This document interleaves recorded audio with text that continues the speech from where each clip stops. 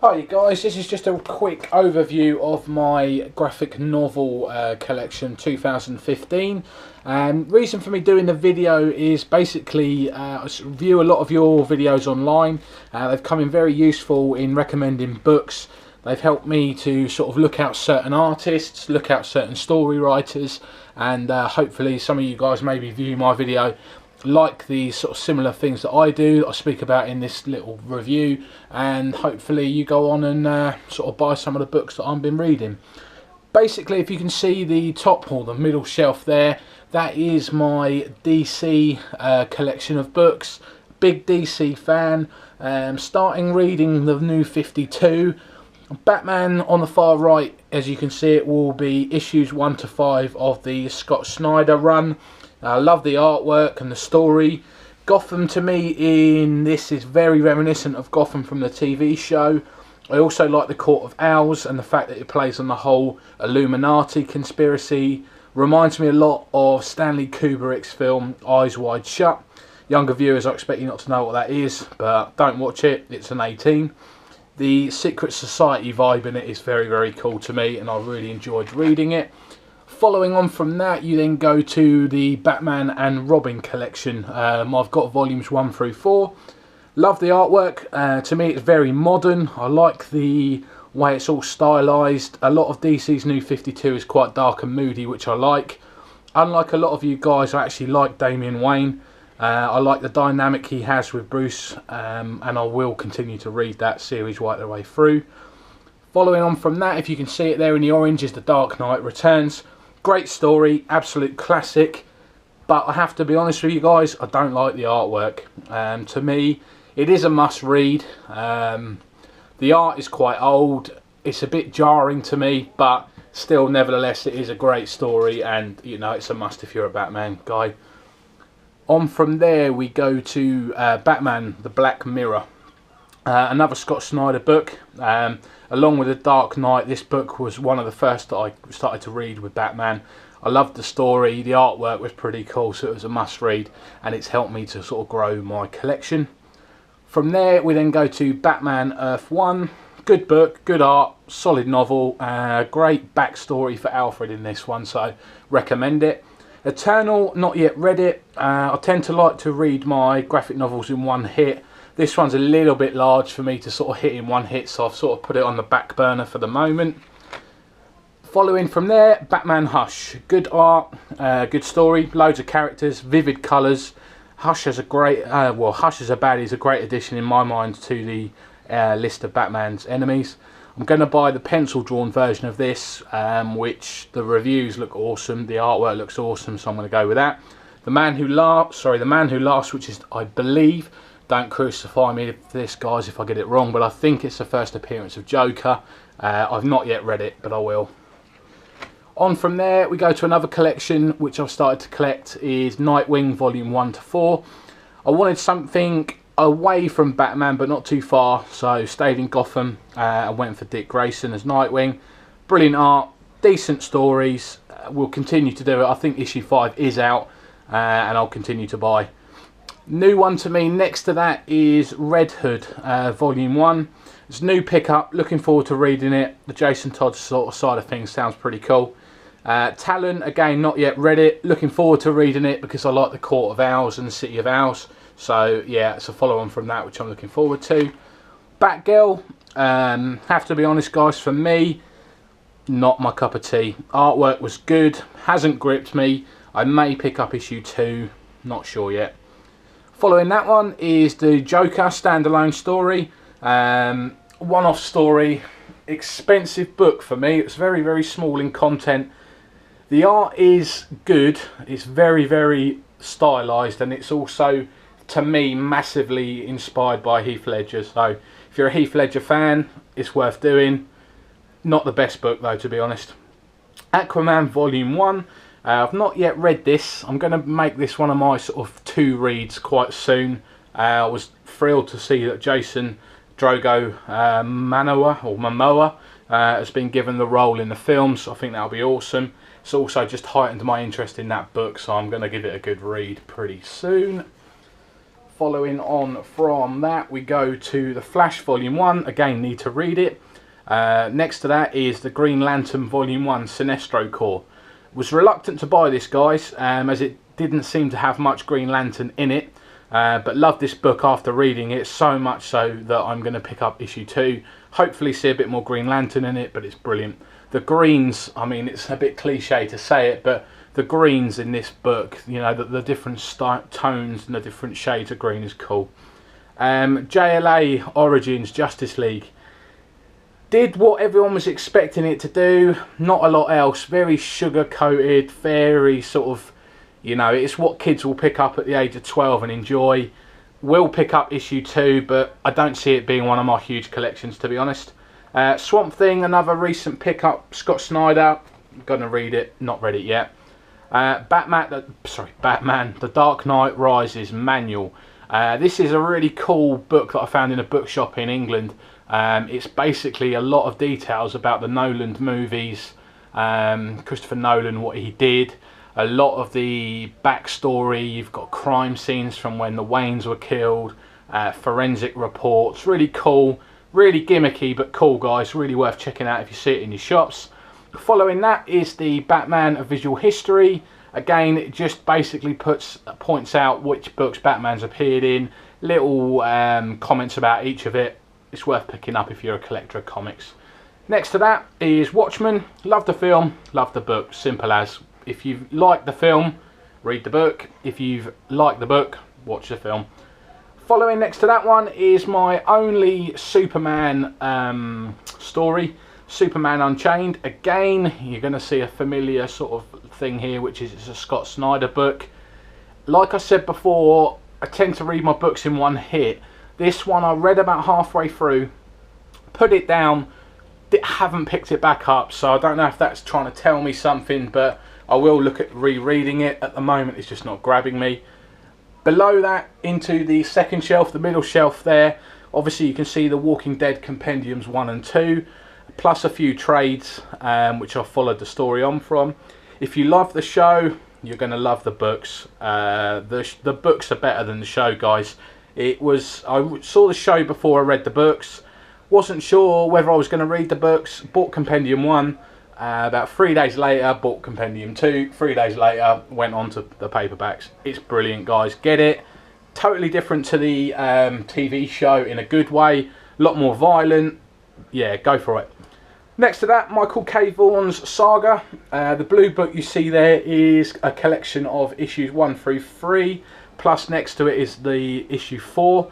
Very cool book, stylish art. Probably the most adult themed book that I have.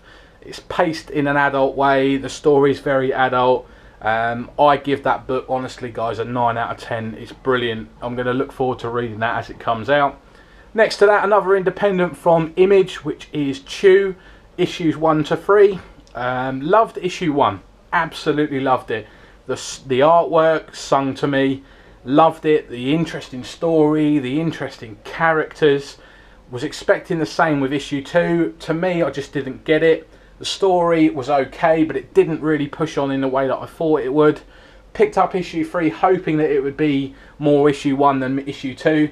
It wasn't. It sort of followed the same sort of layout and the same pacing as issue 2. I will pick up issue 4. I want to try and give this book a real go because, like I say, I love the artwork and I love the style and the characters are cool. East of West, Happy Southern Bastards, Trees and Sex Criminals. That's a lot of sentences altogether. Words even, sorry.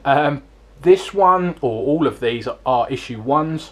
I've not read any of them yet. The good thing about Image catalogues and Image graphic novels is that you can pick them up very, very cheap. Talking £5 in England, what's that, $7, $8 in America. You have to pick up issue 1s. You have to have a little look at them, see if they're any good, and then go on from there. I'm expecting there to be 2 of them out of that, which I'll probably continue to read. So go from there. Next to that, one I have read is Rat Queens. Yeah, this book had really good reviews and a reputation that sort of matched it. Let me down. Didn't like it. I liked the characters. Wasn't overly struck on the artwork. Again, it's better than I can draw, guys, but with some of the stuff that I've already mentioned, to me it just didn't add up. I will look at issue 2. As I say, I like the character structure. I see things very similar to sort of World of Warcraft in it. You know, there's all different fractions from the girls that are in it. But yeah, I'll see what issue 2's like, guys, before I commit to it fully. Deadly Class volumes 1 and 2. I've read issue 1. Took about 30% of the book to get into the groove for my liking. When the novel kicked in, I loved it. It was brilliant. It was everything that I wanted it to be. It's a great little book. Issue 2 will be started hopefully tonight. Next to that, Lock and Key 1, 2 and 3. Issue 1. The art in this series to me is sort of candy floss, or cotton candy if you're not English. It's very bright, very sweet, but the actual story doesn't match the sort of candy floss appearance. It's very, very dark. It's like licorice flavoured candy floss. It's real dark, guys. It's brilliant. Picked up that, read it, wanted issue 2 straight away. Read issue 2. It was good. It wasn't as good as the first one. The first one, if you do pick it up, or if you've already read it, there is a panel in that book which will stay in my mind for a long, long time. It's very reminiscent of a famous horror film that came out. If you've read it, you probably know which one I'm talking about. But it's cool, guys. It's really, really cool. It's actually written by Stephen King's son, and yeah, it's cool. Really, really good. Horror, obviously, main elements of it are horror. Kick-Ass, good. You know, the film was good, but brilliant. Ghost Rider, loved it. The new Ghost Rider, part of the Marvel Now reboot. Great take on it, really fresh take on it. Set in California, and you know, it sort of lists and sort of talks about Latino gangs and drug culture. It's really cool. It's really, really good. It's got a car rather than a bike as well, so it's worth looking at that. Going on from that, you then go to my Deadpool. Big Deadpool fan. Haven't got a lot of his books, but I will read them. That's the first complete collection. Looking forward to reading it. Next to it, biggest letdown of the year, guys, by a long, long way, Miss Marvel. Not my cup of tea. The art was okay. The story, okay. The actual character, not for me. I loved all the background about her religious beliefs and her family's religious beliefs. That's cool. That's definitely a fresh, you know, a breath of fresh air. But for me, her superpowers, nah. I'm not going to continue with it, to be honest. Next to that, you've got Spider-Man. That's the Eric Morales. Correct me if I'm wrong. I probably am. Was a good book. We'll get issue 2. Civil War, yet to read. Planet of Hulk Omnibus, yet to read. Going to the next shelf along, I've got the Parker Luck Amazing Spider-Man issue 1. Brilliant to see Peter Parker back, so that was cool. Infinity Volume 1, not yet read. Legend, what's that one there? I can't quite see it from here. Legendary Star-Lord issue 1. Loved the film Guardians of the Galaxy. Picked up the book. It was okay, nothing more than okay, so yeah, go on from there. Young Avengers falls in the same category for me as Miss Marvel. Didn't like it. The art was cool. The art was very, like I say, fresh, new, the way I like my art to be. The story was terrible. It was really weak. The only cool thing for me was seeing Loki as a young guy. Deadpool vs Carnage, again, yet to read. Following that is the Marvel Spider-Man Chronicle, which is similar to the visual history of Batman. Just lists everything that Spider-Man's done via the Marvel Universe. Next to that, not really a graphic novel, but obviously the Harry Potter collection. And then on that same shelf, just on the far right, you can see my autobiographies. You might as well shout them out while I'm on the video. Obviously I'm English, I'm a big football fan. You've got Lionel Messi's autobiography, Luis Suarez's autobiography. I'm a big Liverpool fan, which contradicts the next book I have, which is Roy Keane. Obviously he was a massive Manchester United legend. That book is very controversial. I respect Roy Keane, he was a hell of a player, and the book is good. Next to that is Kevin Peterson, an English or a South African born English playing cricket star. For anyone outside of England, I doubt you're really interested in cricket.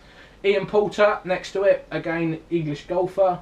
At the moment we've got the Masters on, so I picked this up to read alongside it. He's not doing too well at the moment, don't expect him to win it.